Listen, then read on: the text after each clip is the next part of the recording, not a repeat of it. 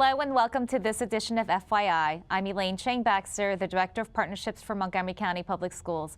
With us in the studio today is Vilma Najera. Vilma is an assistant principal at Springbrook High School in Silver Spring. Thank you so much for joining us today. Thank you. Can you tell us what the Minority Scholars Program is? The Minority Scholars Program is a student-led group of young leaders that tackle the opportunity gap. And At the high school level? And middle school level now. And hopefully, if we can figure it out at the elementary school level eventually. And what that looks like, it's kids leading other kids and being a part of the school culture in addressing the opportunity gap that exists in the county. And is there a sponsor that helps them through those conversations, or do they just meet on their own? Or yes, every school has a coordinator or a sponsor. Sometimes 2 or 3, because the groups are so large and there's so many of us. And they meet, and depending on the school and whatever their schedule is, they meet regularly and plan events. Wow. And have you guys found that students are able to identify those opportunity gaps, or do they need the support of an adult to help facilitate those conversations? Or it's funny that they know because they live it and they see it with their peers. I think they just want somewhere to voice it and to be able to address it. We do share data with them in our schools, and we share what's going on in the county, but they're fully aware of the opportunity gap that exists. So can you give us an example of something they've identified and then what they've brought to the administration's attention to be addressed, and then maybe how that played itself out? One example is minority representation in upper level courses. How are we reaching out to all students? Another one that we'll be addressing at this year's retreat is how to outreach toward our ESOL kids and get them more involved in the culture and in the operations of our schools. Oh wow, those are great. Yeah. I understand that in order to form a chapter, there are actually 5 key initiatives. Can you go over what those initiatives are? Yes. The 5 key initiatives are academic achievement, student leadership, student voice, equity, and community engagement. And what we ask of the chapters is that they do, that's a lot to tackle in one semester and in one school year, but to address some points and to create a plan and projects toward addressing those initiatives. Well, that's good. That gives them a framework from which to work and build their work. How did this program get started? This program got started almost 12 years ago at Walter Johnson High School. Wow. Mike Williams started the program there with 2 other of his colleagues because they saw a need. What they weren't seeing was African American kids and Hispanic kids in upper level classes or courses. And it started because I believe Dr. Guerin at the time asked for one African American male if a teacher could name an African American male to receive a scholarship, and teachers couldn't identify one African American male to receive a scholarship. So that sparked something in Dr. Guerin, and he spoke to Mike and other teachers there, and that's how the Minority Scholars Program got started. It's absolutely amazing. I actually used to be a principal in the WJ cluster, so I just remember the beginning stages, and now it's spread. How many high schools, and now it's spread to middle schools even? So we're at 21 high schools, active chapters. We have the 3 others coming on board this year and getting started. We're at over 15 or 16 middle schools now, so it's a lot. It's very exciting work, just to see the growth in just 10 years. I hope that some people show this episode to some of the former WJ administration to let them know, where this developed and then how far it's come, over the years. It's amazing. Now, you say that these programs are student-led.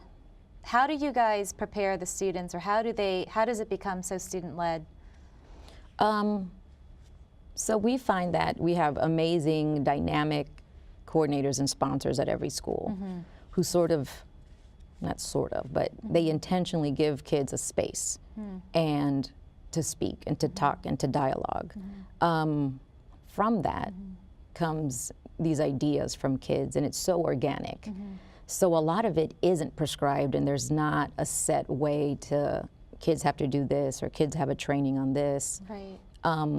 But they do get experience when they do and plan for the retreats. They lead the retreats. So what that means is their voice is them presenting, them talking about data. What the adults do is sort of make the logistics happen and coach them on how to do certain things. But for the most part, it's student run and their voice at the table, having conversations, and not just like a superficial, let's take a survey.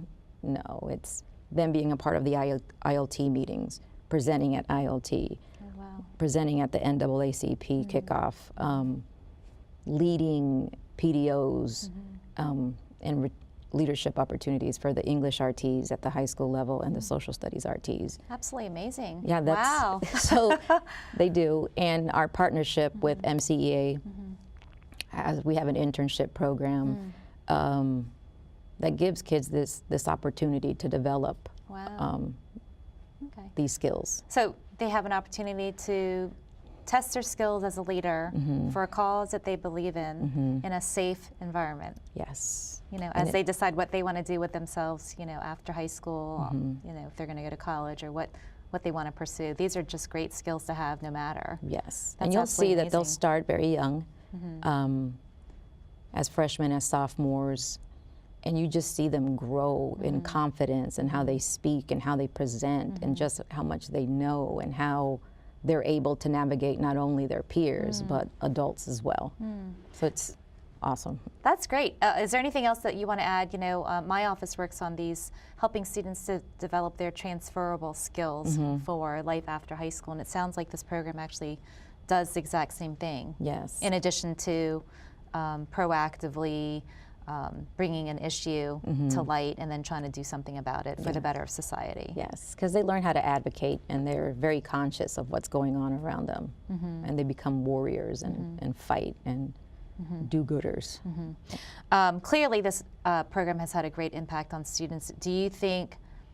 Why do you think students are so engaged in wanting to be involved, and why are you able, or why is this program able to spread?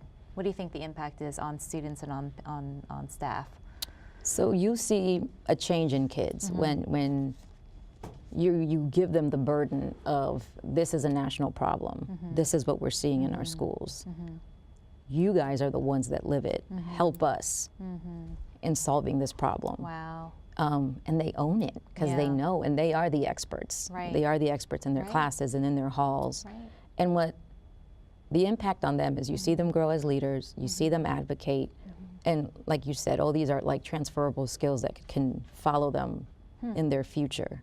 Now, at the school level and in leadership, what it forces us to do is listen and examine what it is that we're doing in our schools and evaluate processes that exist. So if students are saying there's not enough of this type of student in our classes, or how come we don't have access to these things, it forces us to ask ourselves, how do we give them access? What do they need? Where are we falling short? And in that way, we meet them where they need. I'm so excited to hear that the student voice is that important, and that staff across the school system are listening to the voices and then thinking about their own practices, hopefully, you know, impacting them for the better. Yes.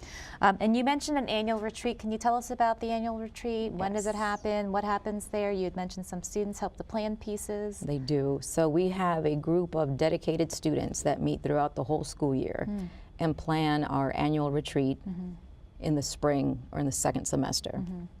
And you have kids lead workshops, you have kids plan talent show, you have kids just facilitate and run the whole day. Wow. And these workshops are equity-based, community service-based, advocacy, college and career ready.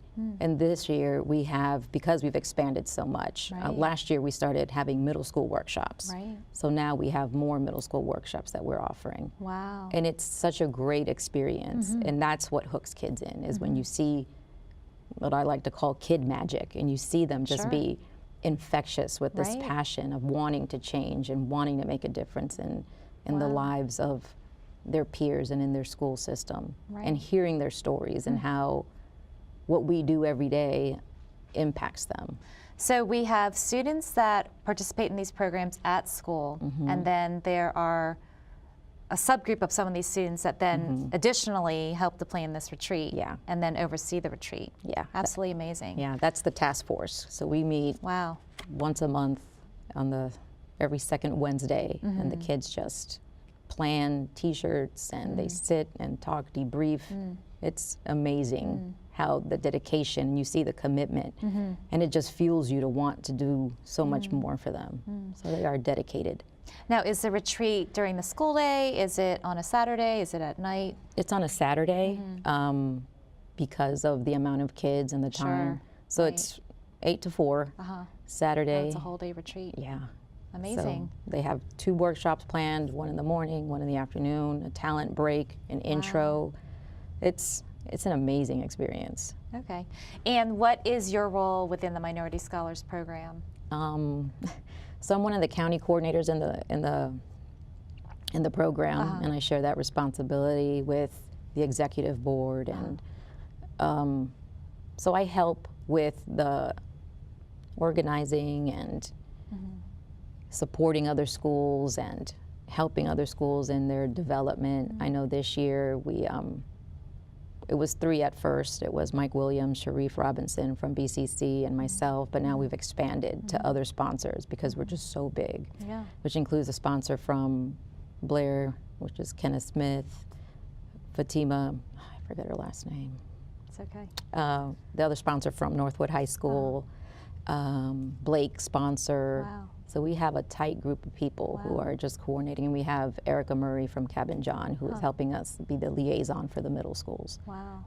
Well, on behalf of the school system and parents and students out there, I just want to thank you for all of your work that you're doing, your full-time job as an assistant principal, but then you're wearing this other hat, which is amazing work, and I think it's going to have I think the work has had a profound effect on students, but also for future students and for staff. If they're thinking about their practices, for the better of the students here, they're our future. So thank you again to all of you, and everybody else that works with you to support this program. Thank you. And thanks for being on our show. Thank you. I'm Elaine Chang Baxter. I'm the Director of Partnerships. Join us next time on FYI.